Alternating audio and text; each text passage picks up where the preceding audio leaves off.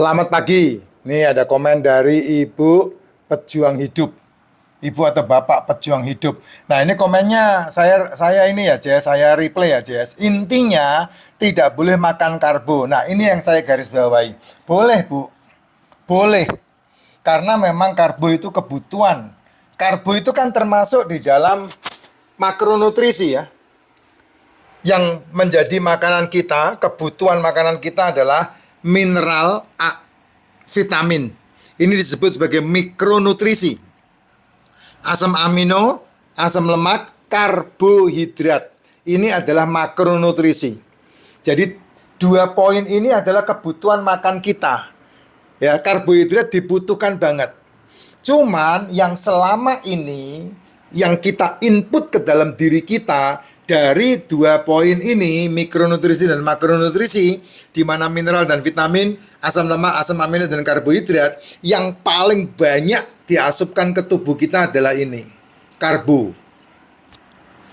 Kok bisa, Pak? Iya. Melek moto, melek cangkem, jajan. Melek moto, melek cangkem, cemilan.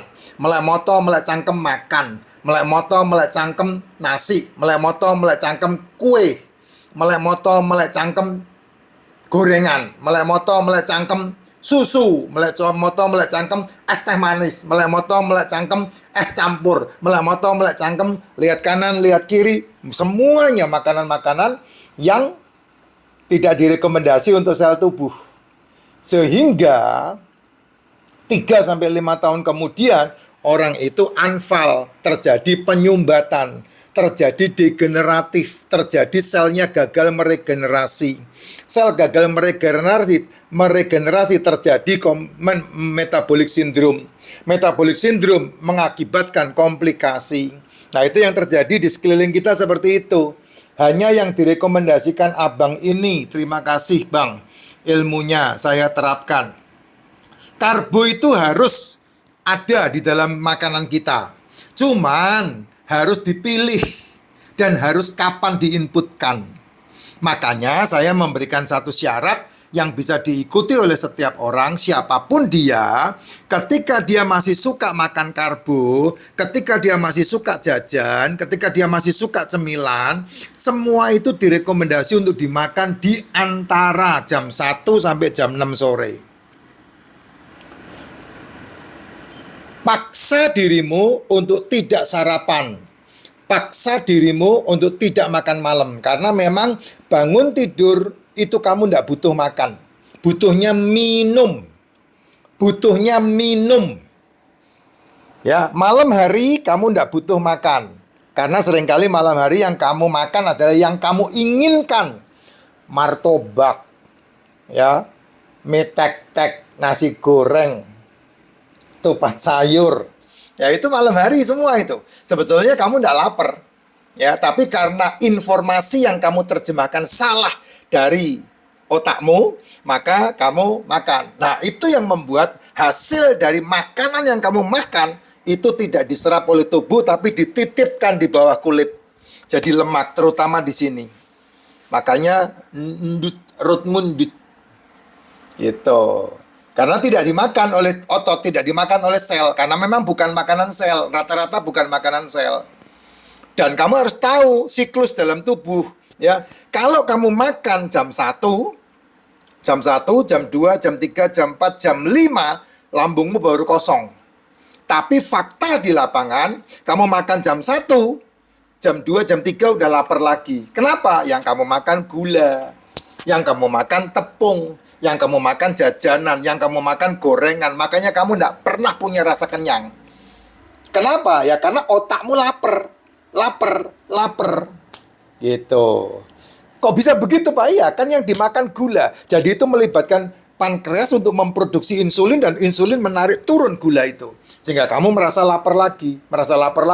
Akhirnya karena itu terus-menerus terjadi, makanya terjadi resistensi. Insulinnya marah, insulinnya ngambek. Terjadilah masalah yang disebut sebagai gula darah. Terjadilah masalah yang disebut sebagai nanti ujungnya ke ginjal. Gitu.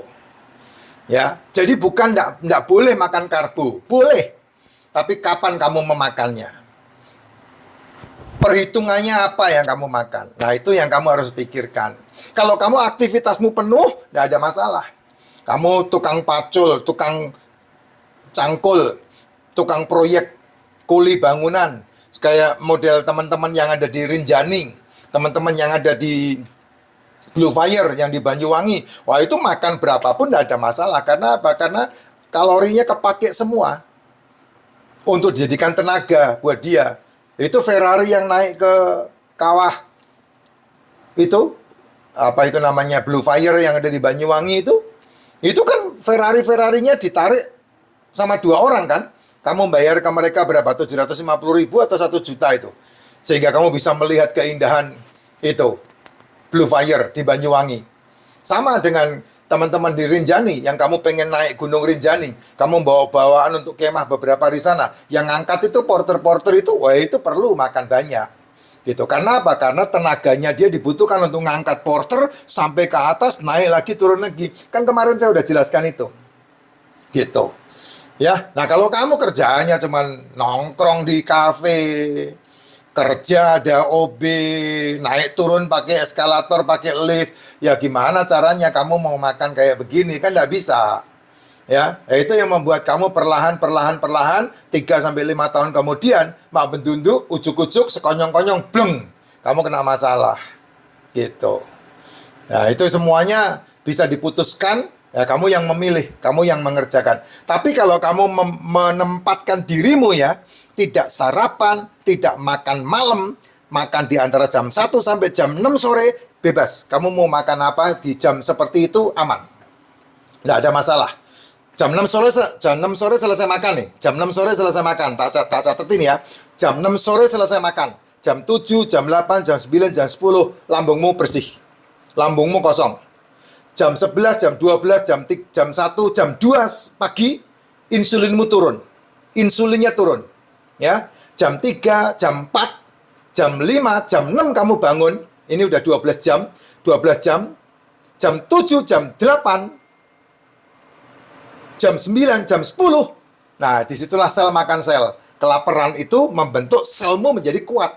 Karena apa? Karena sel yang hidup sehat memakan sel yang rusak. Sehingga disebut sebagai autophagy. Kamu hanya cukup minum. Nih minum. Minum, pokoknya minum.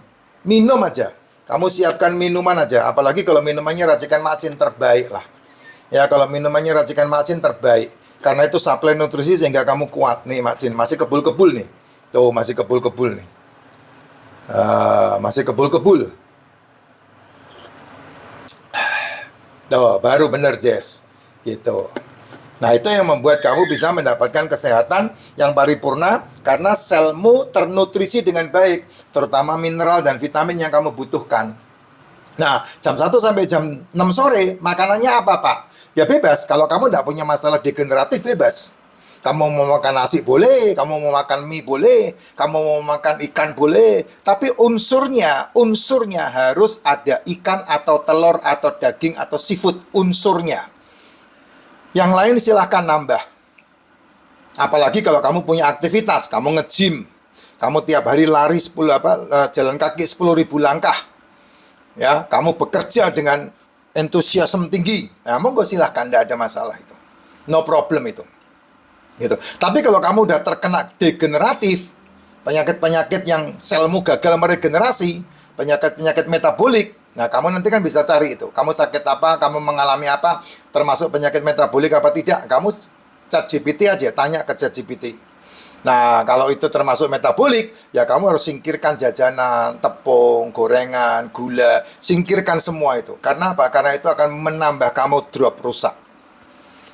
Nah, kalau kamu mau sehat, 3 bulan kamu udah ngerasain dengan pola hidup seperti itu. Ya, dan ini ibu, siapa ini? Ibu pejuang hidup sudah mempraktekannya. Apa yang saya rekomendasi, nah itu yang luar biasa. Sehat ya Bu, sukses selalu. Gitu. Di sini sudah ada karbonya loh. Makanya kamu kalau minum racikan macin kenyang. Ya kan, tidak rasa lapar kan? Karena sudah ada karbonya.